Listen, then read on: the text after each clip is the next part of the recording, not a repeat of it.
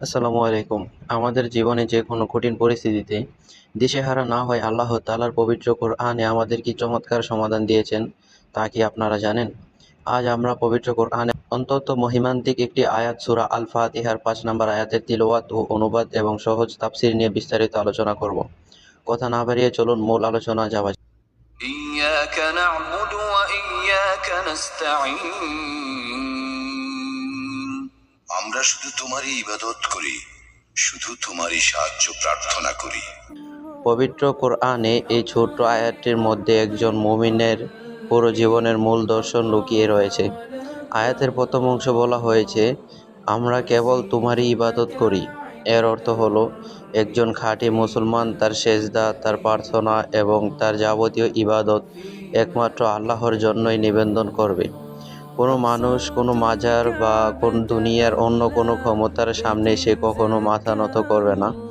আর দ্বিতীয় অংশ বলা হয়েছে, এবং কেবল তোমারই কাছে সাহায্য চাই। এই আয়াতটি শিক্ষা আমাদের প্রিয় নবী রাসূল সাল্লাল্লাহু আলাইহি ওয়াসাল্লাম তার সাহাবীর হৃদয়ে গভীরভাবে গেঁথে দিয়েছিলেন।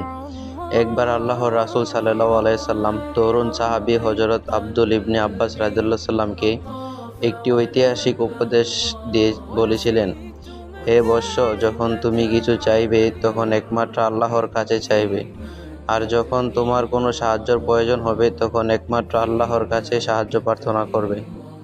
সাহাবীগণ এই আয়াতের উপর এতটাই মজবুত ঈমান রাখতেন যে তাদের কেউ যদি ঘোড়ার চড়া অবস্থায় হাত থেকে চাবুকও নিচে পড়ে যেত, তিনি অন্য কোনো মানুষকে তা তুলে দিতে বলতেন না।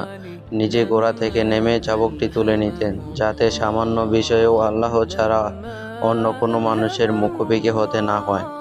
অতএব আমাদের জীবনে যখনই কোনো বিপদ, অভাব বা কষ্ট আসবে, মানুষ বা সৃষ্টির দুয়ারে দুয়ারে না ঘুরে সবার আগে সেজদায় গিয়ে একমাত্র মহান আল্লাহর কাছে হাত বাড়াতে হবে। দুনিয়ার সব মানুষ মুখ ফিরিয়ে নিতে পারে, কিন্তু আল্লাহ তাআলা তার বান্দাকে কখনো খালি হাতে ফেরান না। আল্লাহ তাআলা আমাদের সবাইকে একমাত্র তারই উপর ভরসা রাখার এবং জীবন জুড়ে কেবল তারই ইবাদত করার তৌফিক দান করুন। আমিন।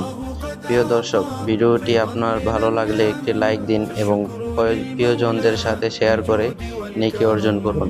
আর নিয়মিত হৃদয়স্পর্শী ও ইসলামিক ভিডিও পেতে চ্যানেলটাকে সাবস্ক্রাইব করে পাশে থাকুন। জাযাকাল্লাহু খাইরান।